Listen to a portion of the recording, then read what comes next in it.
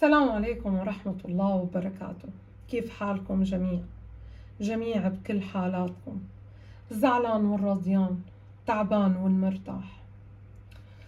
قديش منمرق بأوقات ما منكون رضيانين عنها، شايفينها منيحة، ويمكن نعتبرها حتى مصيبة، بس والله فيها خير عظيم. دائما بقول كل أمر من الله خير، لو الظاهر معنا سوء أو شر، بس قديش بده قوة إيمان وصبر الواحد فينا ليتحمل أقدار الله.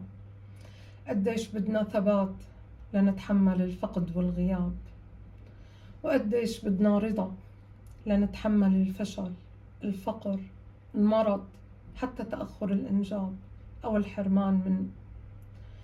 كل أمر منشوفه نحن سيء أو نقص بحياتنا أكيد فيه خير عظيم، نحن مو شايفينه ولا منعرف الحكمة منه، إلا ليجي الوقت المناسب يلي بيعرفنا الله فيه وين الخير مخبى.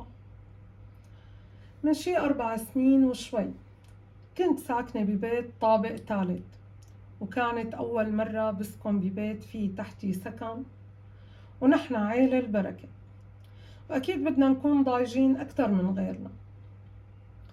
المهم سكنت بهالبيت 4 شهور، ما نقدر بيوم عطلة الساعة 5 العصر إنه نتحاكى فيه، لأنه لا الجيران يلي تحتنا ولا حتى يلي جنبنا يتركونا بحالنا.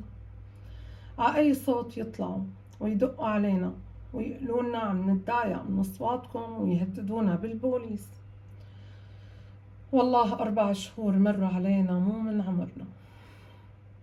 بيوم عم نتفرج على التلفزيون وكان الصوت كتير عادي، بيندق الباب وبصيروا يعيطوا إنه التلفزيون عالي وعم نتضايق.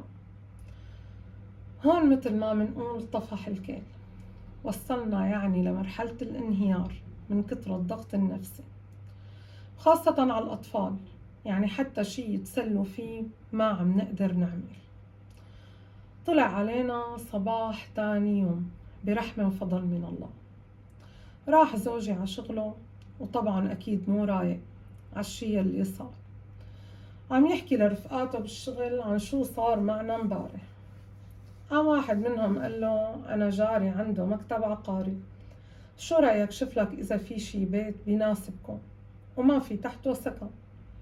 قام زوجي قال له يا ريت والله، طهقنا عمرنا بهالكم شهر، بس يعني كتير تعذبنا للقينا بيت، وكتير صعب نلاقي بيت عطلبنا. قام قال له أنا قصدي بمنطقتنا هون، مو بمكانكم الحالي. قال له زوجي اتصل وجرب ومنشوف شو رب العالمين بيسر. وبالفعل اتصل بصاحب المكتب وقال له عندي بيت مثل طلبكم وبمكان ممتاز.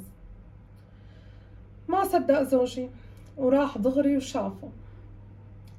أنا بالبيت مو دريانة بشي، فجأة برن التليفون وبيحكي لي زوجي شو صار معه. أول كلمة طلعت مني أنا ما بترك مكاني، لأنه أولادي الكبار جنبي، ابني بعد بشارعين شغله واللي هو بيعيني بكتير أوقات، وبنتي المتزوجة كمان بعد بشارعين. كيف بدي أتركهم وروح لغير منطقة؟ ما بكفي نحن بغربة، يعني كمان فوق الغربة غربة. أنا ما رح أبعد عن أولادي.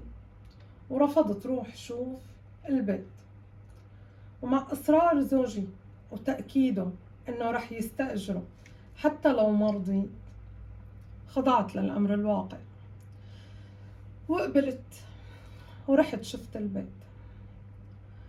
كان بيت فوق ما أتصور من كتير من النواحي، وهذا اللي خلى زوجي يروح ويكتب العقد قبل ما تغرب شمس هداك اليوم.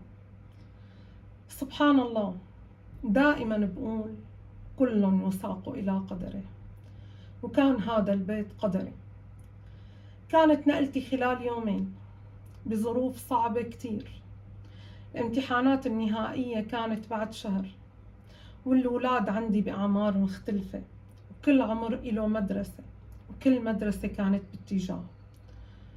وهون بدأت رحلة الضغط النفسي والعصبي يلي نتج عنها إصابتي بالشلل المزمن نتيجة الحالة العصبية النفسية اللي مرقت فيها. كنت مفكرة فترة وبتعدي، اليوم رح طيب وبالكتير بكرة. لهي اللحظة صار لي 4 سنين وكم شهر بهذا المرض يلي والله ما بتمناه لعدوي. دائما عندي أمل، نام وفيق لاقي حالي ما فيني شي، ولو ما هالأمل برحمة الله بأنه حتى المرض يلي أنا فيه أكيد فيه خير بس ما بعرفه، كانت أيامي رح تكون كتير صعبة. ومرت هالأيام والحمد لله خلصنا امتحانات وبلشت العطلة الصيفية. وبيوم من أيام شهر رمضان الأخيرة طالعة أنا وبنتي لنجيب كم غرض، بالصدفة مرقت من طريق أول مرة بمرق فيه من وقت سكنت، وانتبهت على الجامع، وانتبهت على لوحة مكتوبة على طرف الجامع معهد تحفيظ القرآن الكريم للبنات. لمحة بس يلي لمحت اللوحة فيها، والتفتت على بنتي لأتأكد فهمي للكلمات بما أني غير متقنة للغة مثل أولادي. وبالفعل طلعت فهمانة مزبوط. طلعت ببنتي قلت لها شو رأيك نجي بكرة نشوف هالجامع، على القليلة بتعبوا وقتكم بخير فعل وعلم، تصديق لقول سيدي رسول الله خيركم من تعلم القرآن وعلمه. وبما أنه لم نعرف حدا لساتنا جداد تتعرفوا على رفقات بالجامع، وكملنا طريقنا مستعجلين لأنه كان مو بقيان كتير ليأذن المغرب. ومرقت الليلة، ولأني باخد أدوية حساسية كنت نام وغط، بس يومها والله كأنه حدا فيقني ورسم لي الجامع قدامي. فقت ملهوفة، فيقت بنتي مشان نروح ونشوف كيف فينا نسجل بدورة القرآن. وصلنا وسألنا وقال التسجيل لبعد العيد ولعمر بنتي الصغيرة بس، وقال عطونا رقمكم ونحن بنتصل ومنخبركم بموعد امتحان القبول، لأنه لازم تعمل امتحان قبل ما نقبلها بالمعهد. سبحان الله مرق العيد، مع أول صباح اليوم الرابع بعد العيد اتصلوا فينا وعطونا موعد الامتحان بعد 3 أيام، وهاليوم ما بنساه أبدا. سبحان الله كان الموعد الساعة 8:30 الصبح. فقنا يوميتها صايمين، يوم من أيام ال6 من شوال. طلعنا على الوقت، فكرنا الامتحان ساعة زمان ومنرجع. يوميتها ما دخلت بنتي على الامتحان لقبل أذان المغرب بشوي، كنت قاعدة على الكرسي وعم استناها، ومع أذان المغرب تطلع بنتي وبتخبرني إنه انقبلت بالمعهد. يا الله، كل يساق إلى قدره. طريق جديد مرقت فيه كان طريق حفظ بنتي لكتاب الله القرآن الكريم. مرقت الأيام بسرعة وبلشت جائحة كورونا. رح وقف هون مشان ما طول الفيديو عليكم، وإن شاء الله في تتمة لقصتي مع الخير يلي مكمون بقلب الشر. والسلام عليكم ورحمة الله وبركاته.